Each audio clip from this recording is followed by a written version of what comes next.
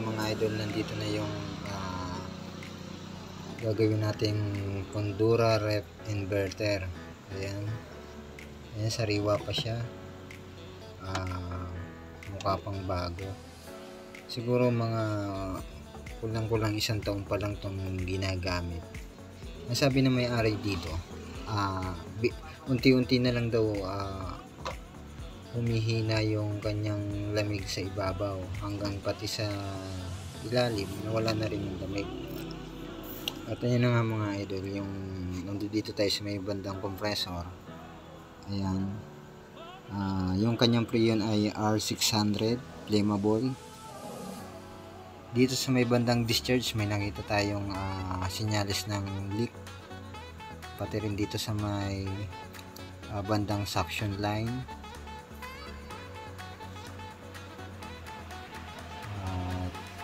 Ayan nga mga idol, ang gagawin natin dito, pasingawin na muna natin tong suction line, kasi delikado kapag hininang kagad natin, kasi may natira siyang may natira pang pressure. Sigurado magliliyab yan, matatanggalan tayo ng kilay. Ayan, hintayin lang natin na maubos, saka natin lalagyan ng access valve.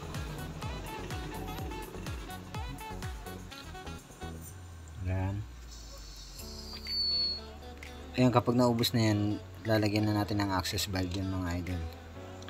At ito na nga mga idol, gumagawa na ako ng tinanggal ko yung pito para lagyan natin ng access valve sa kanyang suction line.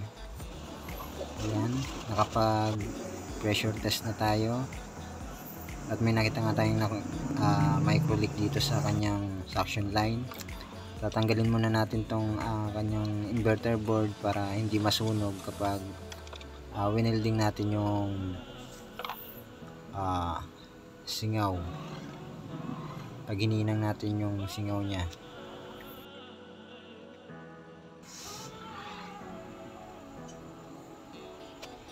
Ayan, ang daming patay na langgam sa kanyang mga MOSFET hanggang doon sa compressor terminal, no? Ayan, backless naman natin yung kanyang lumang filter dryer, palitan natin ng bago.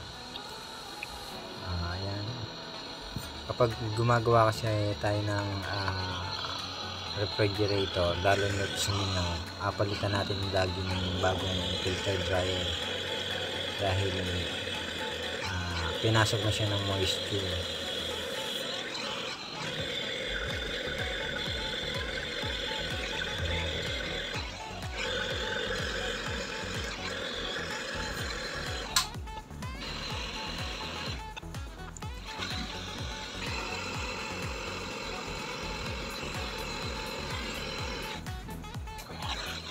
Ito yung parte na kung saan may singaw mga idol. Ayan, takpan na natin lahat ng singaw, nilagyan na natin ng pressure na 150. Ayan, at saka ito naman yung kanyang board, nilinis na rin natin para pag binalik natin wala na yung mga langgam dyan sa kanyang MOSFET at saka sa compressor terminal. Ayan, balik na natin. Dahan-dahan lang.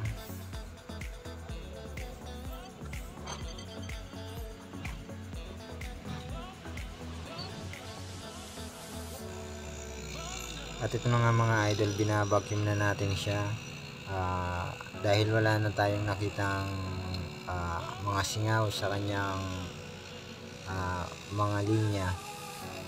Ayan, pwede na natin siyang kargahan ng preyon. Ang kanyang preyon nga pala mga idol ay R600A. Ayan, flammable yan.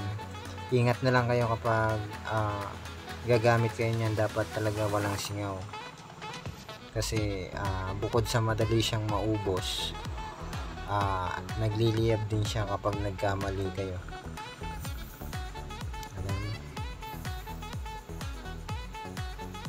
Tapos pakawalan natin, singawin muna natin sa kanyang hose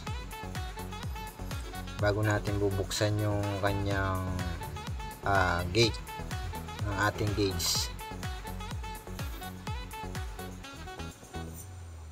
Ayan. Pinasingaw muna natin. Tsaka tayo magbubukas ng ating gauge. Ayan.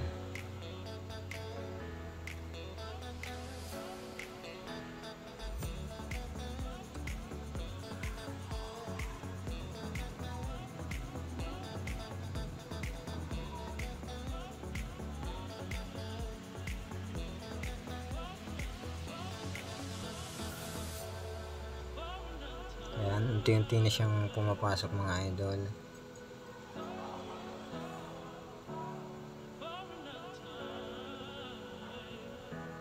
Ayan.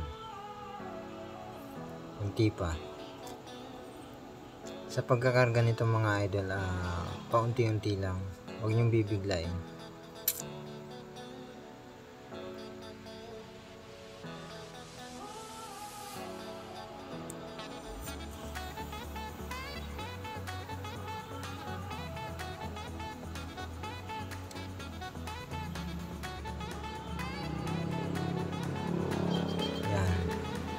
Ngayon isasaksak na natin siya para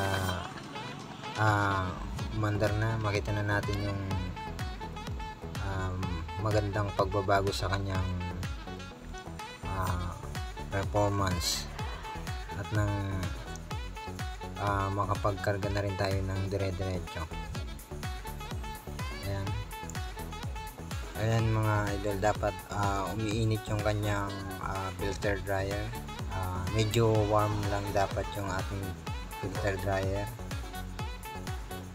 Ayan, kapag malamig pa siya, dadagdagan mo lang ng paunti-unti.